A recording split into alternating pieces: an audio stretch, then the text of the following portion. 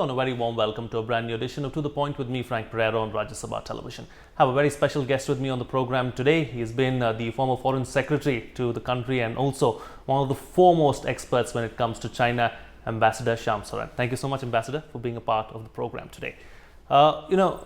We have you at the most opportune moment and at the right time. Just a day ago, it was an international tribunal which ruled on the sovereignty of China and the South China Sea. Why don't you explain the ruling itself for us, and then we'll take it from there. The ruling is with respect to several complaints or charges which were made by the Philippines against China, and these related to 3 or 4 very specific elements. One was the sovereignty that China claims over the entire South China Sea through what is known as the 9 dotted line, which was declared vaguely on a map in 1948 by the Republic of China government, the Kuomintang government, but which China has in a sense inherited. The other was with respect to the islands in the South China Sea and the activities of China with respect to those islands, which also the Philippines and some of the other countries claim. And the third element related to the construction activities that China has been engaged in over several of these islands, including those which are just reefs or where the land appears only at low tide, and which have been made virtually like bases now over the last couple of years. So these were 3 key elements.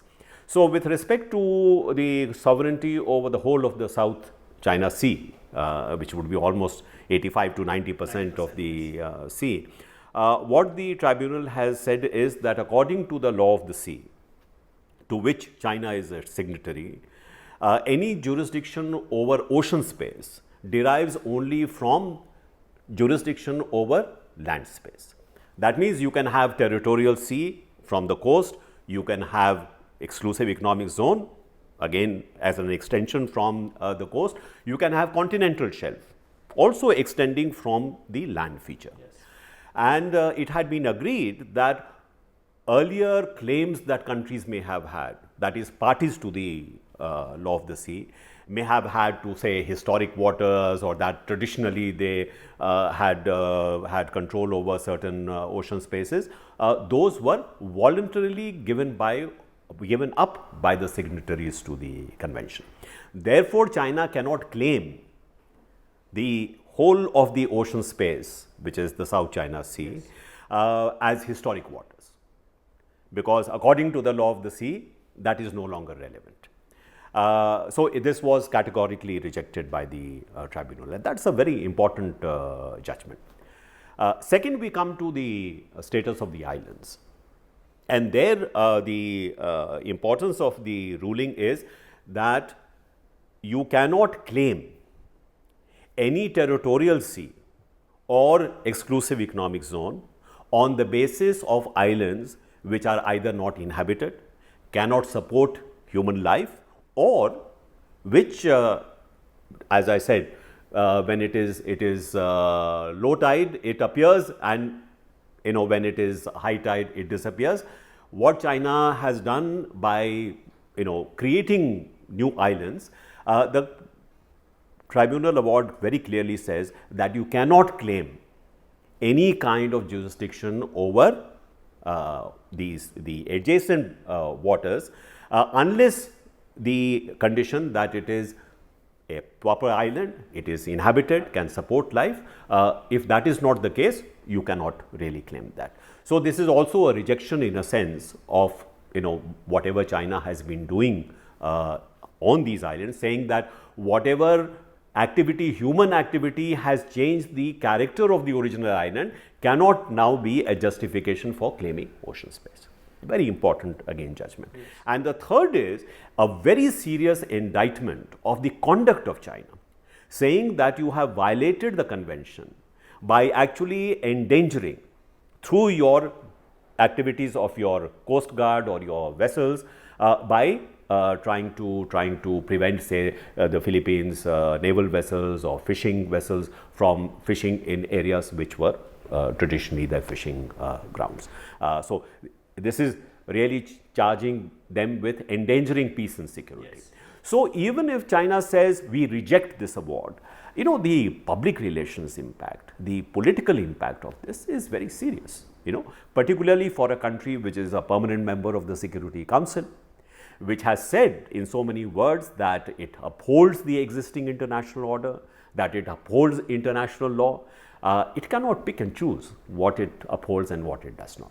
Which brings me to my next question, Ambassador. What short-term impact or long-term impact do you see that this ruling might have on China and some of the other smaller countries in the region who get impacted by what's happening in the South China Sea? Well, immediately there is a change in what I would say the psychological balance, you know, because China has been riding high over the last many years. It has been you know, sort of expanding its power and its position in the South China Sea and even globally. This is a kind of a setback to that. So in the relationship that China has with the smaller countries in the region, say the ASEAN countries, yes. You know, the kind of an aura of invincibility which China seemed to have, you know, tried to build up, that has taken a knock, because they have, in a sense, they have been called for whatever they have done. So this has, in a sense, you know, it could embolden some of the other countries in the region, which so far have been, in a sense, rather fearful of China. So that fear element will diminish. The same could be said about the relationship, say, with Japan or, you know, the United States of America itself. It brings about a certain change in the balance. So it's not, in that sense, it is, as I said, a setback for China. Now, China can react in two ways. It can react to this not only rejecting the award, but trying to show on the ground that award like this will not in any way act as a constraint on its activities there. So intensify some of the construction activity, put more weapons or, you know, military installations on these. Indeed, you know, that was one of the biggest fears. That was one of the biggest fears, that China is going to be militarily more aggressive in the region. So that could be a possibility. Some people are saying that they may even react by declaring, say, a air defense information zone over the South China Sea, as they did in the northern You'll have to take permission each part. time you have to Exactly, fly over. exactly. So they might react by doing these kind of things.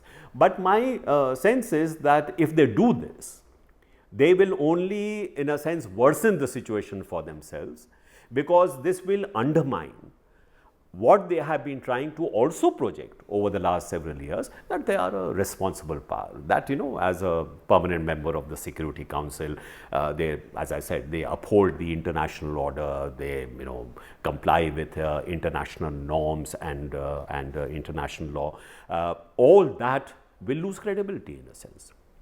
They are soon going to be hosting the G20 meeting. Yes. Now, if you're going to be hosting the G20 meeting and the backdrop to this is this kind of very, in a sense, a very angry response to the award in the region, it will undermine, you know, whatever they hope to gain through being an important host for the first time of the G20, which after all is a gathering of the most important countries in the world. Indeed.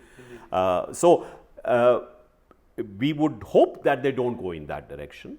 Not only because it would create tensions for other countries, but also it would seem to undermine China's own long-term interests.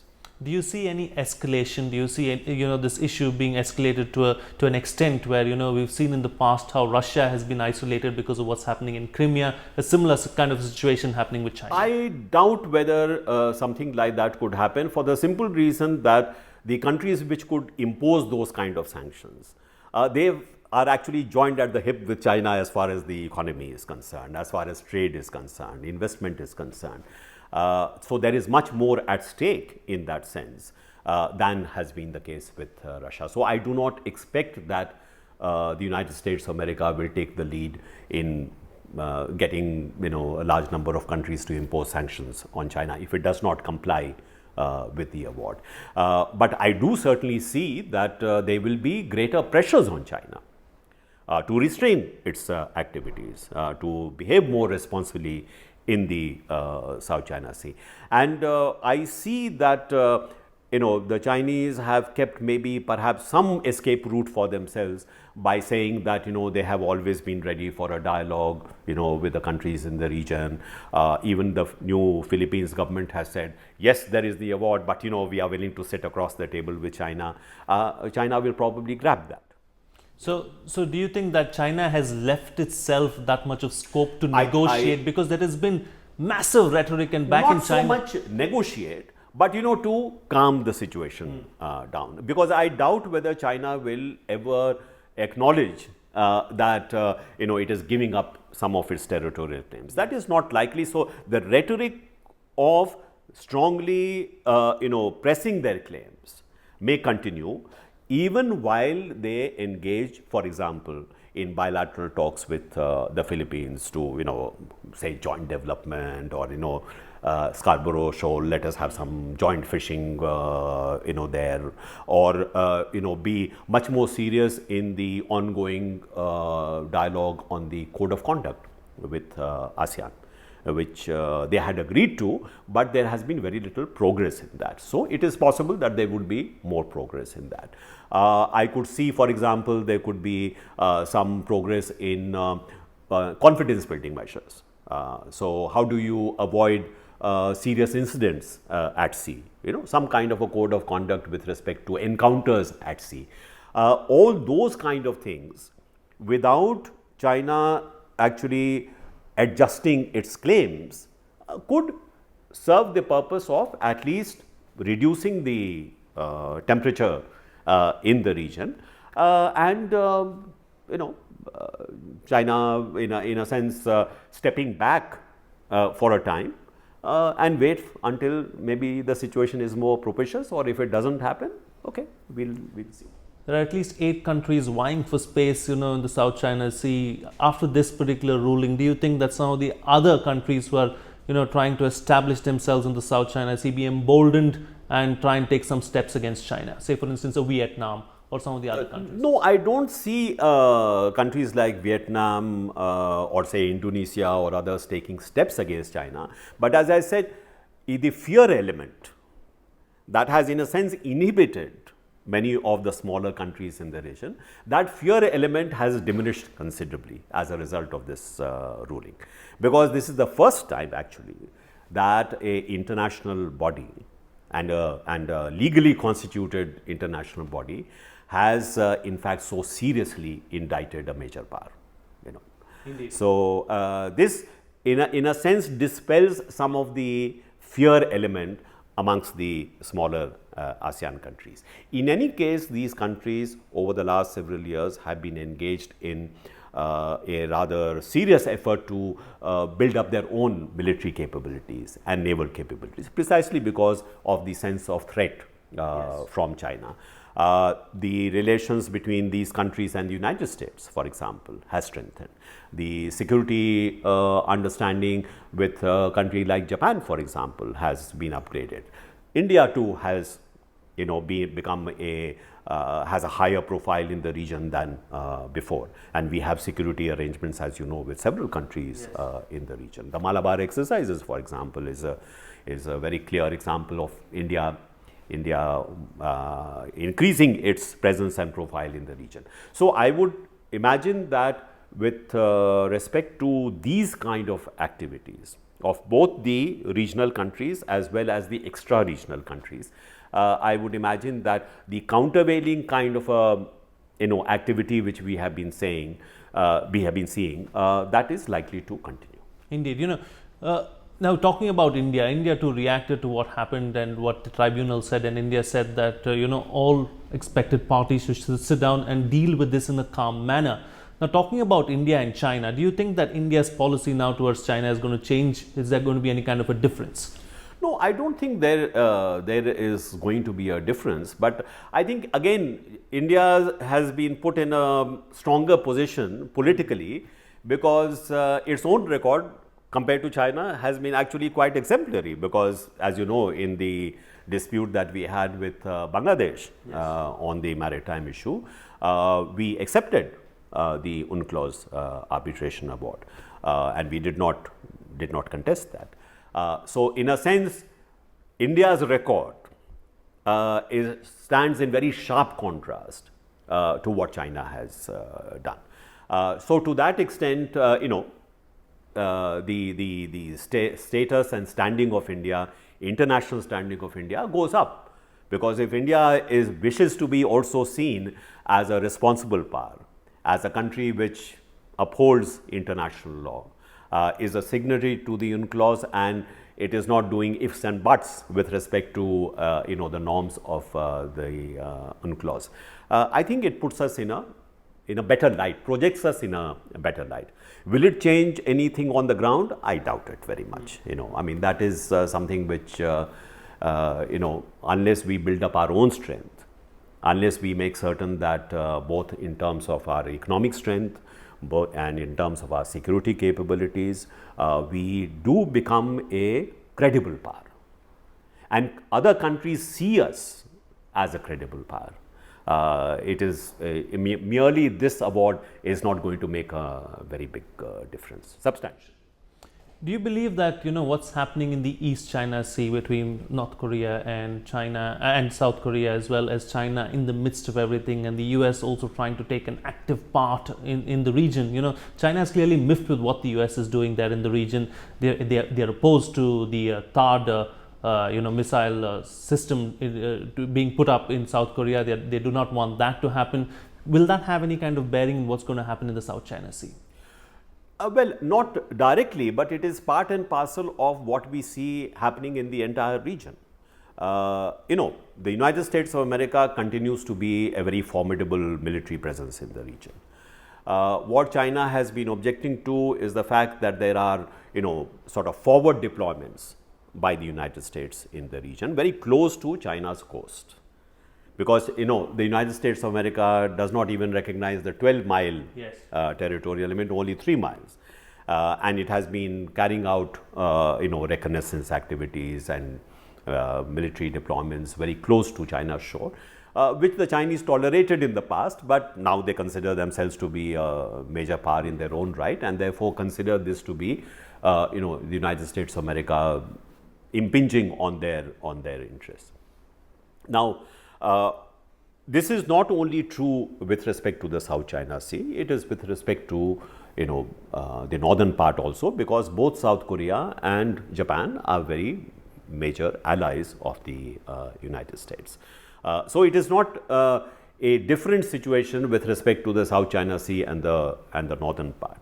But I think with respect to the northern part, perhaps there is greater possibility of some kind of an untoward incident because of North Korea, because it is an unpredictable country, and you may have China and the United States, or China and Japan involved in some kind of a standoff, not because of what they are doing to each other, but because of what happens with North Korea and the threat perception which Japan has or South Korea has with respect to North Korea. So that element is something that we have to watch. You foresee something drastic happening in that particular region? No, I do not foresee. I am just saying that it is possible. This is the unpredictable element. This is in a sense the something that we cannot really be certain about, because of the nature of the North Korean state. And coming back now to the South China Sea, Ambassador, do you think that the status quo is going to remain? Each of the parties are going to just continue doing what it is that they were doing before the verdict right now? Well, no, because if China, as I mentioned, continues to do what it has been, meaning thereby that it continues to do further construction activities on some of these islands, or puts more weapons on these islands. That would be, in a sense, a continuation of what they have been doing, but that would further worsen the situation. But who's going to stop China in the South China Sea? Well, as you know, the award is binding, but it cannot be enforced by the convention itself. Therefore, one can only hope that China itself will see its own interest in not escalating the situation. Because after all, it is a major economic actor in the region. It has very important economic interests, trade interests. It is also a globalized economy. It has very close relations, as I mentioned, investment relations, trade relations with the United States of America, also with Japan. So, in a sense, even though there may be security issues with these countries, at the same time, very vital economic interests of China are involved in these relationships. So, if China were to behave rationally, why would it want to seriously impair these relations, or have a threat to these relations because of what it may be doing? The status quo, in a sense, is in China's favor. Even if China does nothing after this, the fact is that China's dominant position today is, from its point of view, a big improvement from what it was before. Indeed. Yeah. So, status quo, in a sense, is not necessarily a bad thing for China. It is only if China wants to be much more ambitious and wants to, assert its domination in the region, that you may have problems arising. But recent history has shown us that China has been extremely ambitious and is looking. Yes, but China is ambitious, but I think China, at the end of the day, is also a cautious country. I think the record will show that it has been rather prudent in terms of taking risks. So it took advantage of the fact that the United States was preoccupied with the Middle East. It was preoccupied with its own internal security situation because of terrorism, and therefore, in a sense, it took its eyes off the ball in the East, which gave China the opportunity to advance its both its economic as well as security profile in the region. But if it sees that there is a blowback, and there is as I mentioned, a strong countervailing kind of movement to its ambitions, maybe it might trim its sails in a sense, and wait for a more propitious time in the future. And I'm not saying that it would stop being ambitious, but maybe in terms of realizing those ambitions, it would be ready to step back for the time being. Step back for the time being, but we do not know what's going to happen in the future. We come to the end of the program, Ambassador. Final comments from you, so before we end the program. Well, as I said, this does represent a setback for China. I think the Indian official reaction has been rather cautious. We have repeated our stand that we should uphold international law, that it is important to respect the institutions which have been set up for upholding international law. So there is a implicit, criticism of China's reaction. But at the same time, we have also said that whatever disputes there may be, whatever issues in contention there would be, this should be resolved through peaceful and friendly negotiations. Now, that is something which I think China, in its own interest, will probably in the coming days, will probably move in that direction, even though the rhetoric may be different. And as far as India-China relations is concerned, I think it is a complex relationship. It is a relationship in which there are elements of convergence, where we work together on issues. There is now a stronger economic interest between China and India. There is some cross investment taking place. Trade is expanding. This is of benefit to both countries. India has is participating in the AIIB, also in the BRICS Development Bank. Yes. We are now also members of the Shanghai Cooperation Organization. So there are several areas where India and China can and should work together without neglecting the fact that there are issues, serious issues on which we are not on the same page. You know, for example, the NSG membership, there has been a difference of opinion, as there is on the issue of, say, the border itself. Yes. And China's relationship with Pakistan, which is directed against India. There are those differences of opinion. But I think on balance, keeping both elements in a sense, in some kind of a equilibrium is what we should be hoping to achieve. And in that respect, the summit meetings that our leaders have been having on numerous occasions, not only bilateral summits, but summits which take place on the sidelines of various regional meetings or international meetings, they have played a very important role, I believe, in keeping the relationship on an even keel. And I hope that will continue. Yes, we hope that continues, and we hope that in the near future the relationship between India and China improves as well. Ambassador, thank you so much for joining us on the program and putting things into perspective for us. That's all the time we have. Thank you so much for watching. See you again.